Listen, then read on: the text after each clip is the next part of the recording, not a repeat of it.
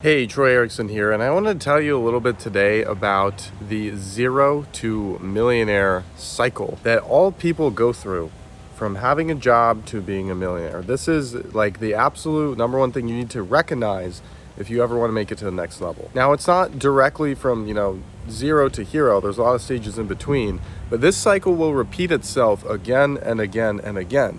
And if you don't realize it, you will be stuck forever. Like literally, I'm not joking, until the day you die. And the reason I say that and say it so bluntly is because it's that important. If I didn't say that, you wouldn't take this as seriously. So let's take a look at it this way. Let's say you're somebody who's interested in kind of going out on your own, freelancing, maybe starting your own business one day, but you have a job.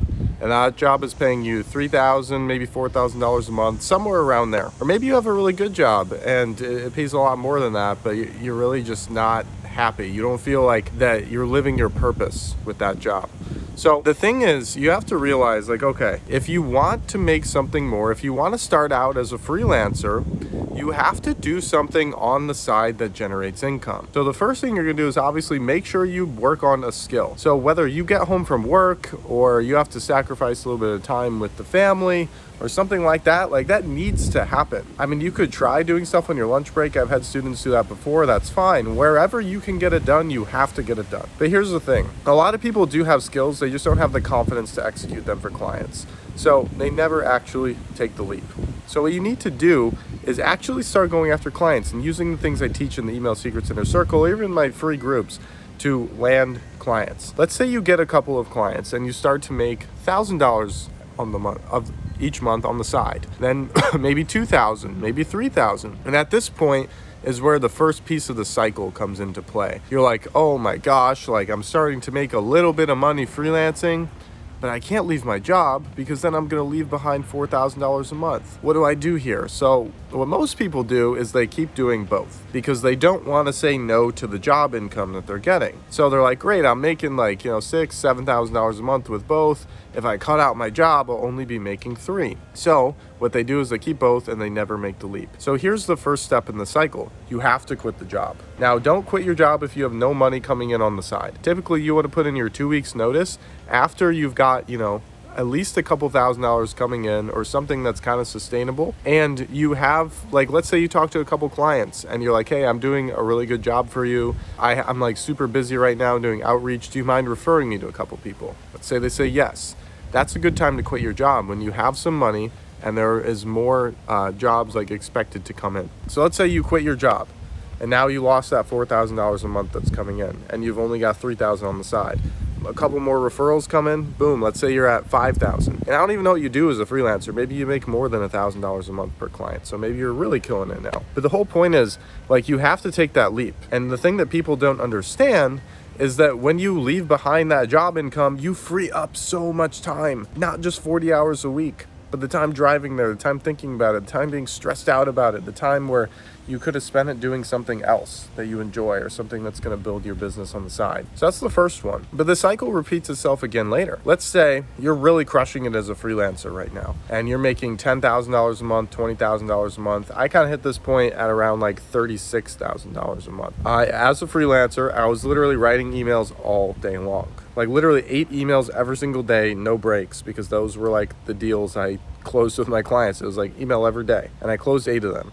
And I was miserable, but I didn't want to cut in any of the clients because I was making $36,000 a month. So what did I do? I was like, you know what? I'm just going to try and do both. I'm going to try to do this, and I'm going to try to build out an info product on the side so I could go from freelancer to business owner, or at least offer owner. So there I was writing 8 emails a day, completely burning myself out and trying to make money on so we've got freelance income and then offer income. So I was trying to do both. And then I was practically getting nowhere, moving very slow with the offer, which is what I ultimately wanted to do, is run the offer. But I was going so slow because I had a job, or a freelance job essentially, and trying to start an offer. So eventually I came to my senses. I was like, this kind of looks like when people quit their jobs. That cycle kind of repeats itself. So you know what? I'm just going to cut 2 or 3 clients right now, so I only have to write 5 emails a day and use that extra time to make my offer. Guess what? my income just a couple of months later went from 36,000 to the 50 to 60,000 range because I cut clients. Now, a lot of people would say that takes balls to do, but that's what entrepreneurship is about. Like, you have to take risks, right? And like, risks in society standards are things that are like, oh my gosh, I can't believe you did that. And like, people will get mad at you and call you crazy. But these are things you have to do if you want to start a real business. So that's another thing that happened. And then from there, it was like having my own offer, kind of sat in that range for the rest of 2020, like generally around 60,000. I think that was the most I made. Then I wanted to like take this whole offer I made and like scale it into, like, it was a info product. I want to scale it into a high ticket offer, as you probably know, the anti-promo tab code.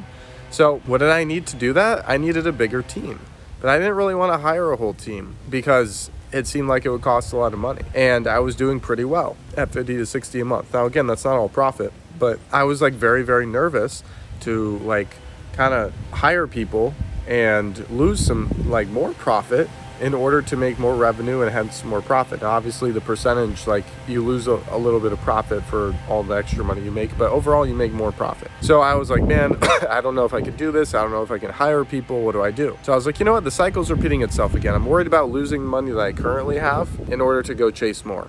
And I was like, you know what? What if I just go out and hire the right people and we'll see what happens? Because the cycle has paid off twice already. So what I did is I went out and hired more people and I started scaling the offer. And I got to over $100,000 a month, then $156,000. Then I hit a couple JVs and hit $305,000 in 1 month, literally from this offer. So now the cycle is going to repeat itself again at some point here. And I'm more into like investing than I used to be, and like getting into other businesses and things like that. So it really just kind of, I'm not exactly sure when the cycle is going to happen again, but I know it will at some point. And at that time, I'm literally going to say, okay, I'm not afraid to lose what I have now, or at least sacrifice a little bit in order to get the next best thing. So as a freelancer, that's kind of how you go from having a job to being a millionaire. Now, I'm not promising that anybody's going to be a millionaire. There's a lot of hard work that goes into it. There's a lot of smart work too. And I can talk about that in separate videos. But the whole point is you can't be attached to the money that you're making right now. You have to put in the work to make some on the side and then cut the thing that's sucking away all your time, right? Because like, time and money are both important. Most people only see the money as important. They don't understand the time piece. Time is cruel. We all die someday. And if you're not willing to realize that and value time for what it is, it's very precious, then this probably isn't for you. And there's nothing bad. You're not a bad person if you don't want to be an entrepreneur or do whatever you want in your life. But I'm just making you aware because I think you want to be an entrepreneur. So hope this video is helpful. If you want more stuff like this, subscribe on YouTube. And if you want paid content that's even better, and kind of like we go over something like this several times a month and you get feedback on all your questions as a freelancer, or, you know, as somebody who's in email marketing or anything like that, emailsecretsinnercircle.com is where you can go. So thanks for watching and have a good one.